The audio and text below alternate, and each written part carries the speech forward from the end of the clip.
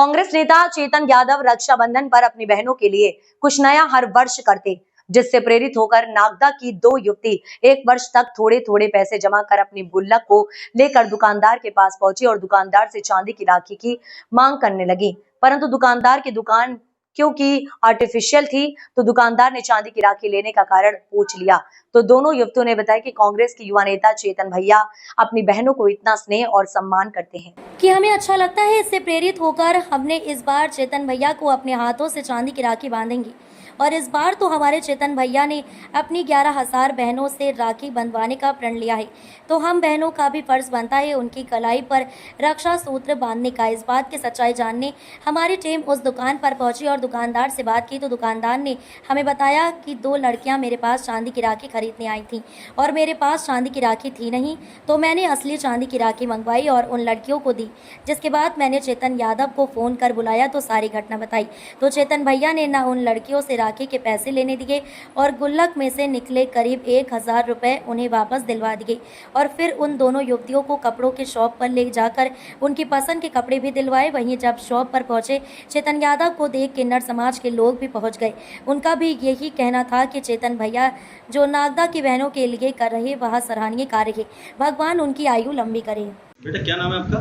मेरा नाम दीपिका जैन। बेटा प्रतिवर्ष रक्षाबंधन आता है और आपने इस बार चांदी की राखी खरीदने के लिए आपका गुल्लक फोड़ा है, क्या है पूरा मामला, क्या है बेटा?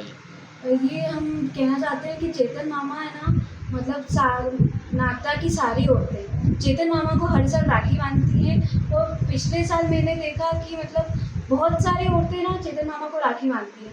तो पिछले साल मेरी मम्मी भी गई थी और मेरी मम्मी के साथ मैं भी गई थी और मैंने देखा कि मतलब इतना अच्छा लगता है कि फिर मैंने सोचा कि क्यों ना मामा को चांदी की राखी बांधा जाए। तो फिर उसी वक्त मैंने सोचा कि हाँ, मामा को चांदी की राखी बांधूंगी।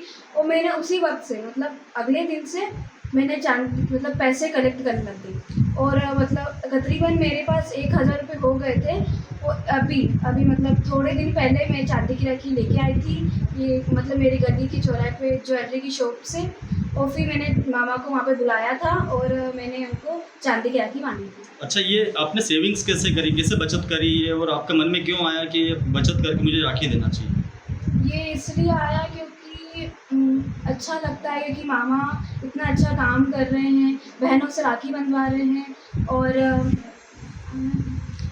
मतलब कितने सालों की जो आपने बचत करी थी, कितने सालों में पैसा इकट्ठा किया था ये तकरीबन 1 साल हो गए। 1 साल से मतलब क्या किससे पैसा मांगती थी? किससे? जिस पापा से, मम्मी से? पापा से भी मांगती थी, दादाजी से भी मांगती थी, मतलब 10-20 रुपये मांगती थी मैं। अच्छा, हाँ। तो आपको कैसे ख्याल आया कि ये पैसा अपन चेतन मामा को राखी बांधने में लगाया जाए?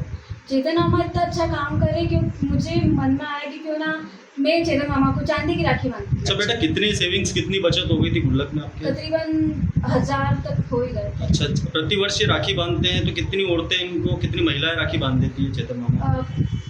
इस साल 2100 ऐसे कुछ हुए थे। अच्छा, हाँ, तो पिछले साल तो ये राखी के साथ क्या करते हैं और कुछ महिलाओं कुछ भेंट करते हैं? हाँ, वो साड़ी वगैरह देते हैं।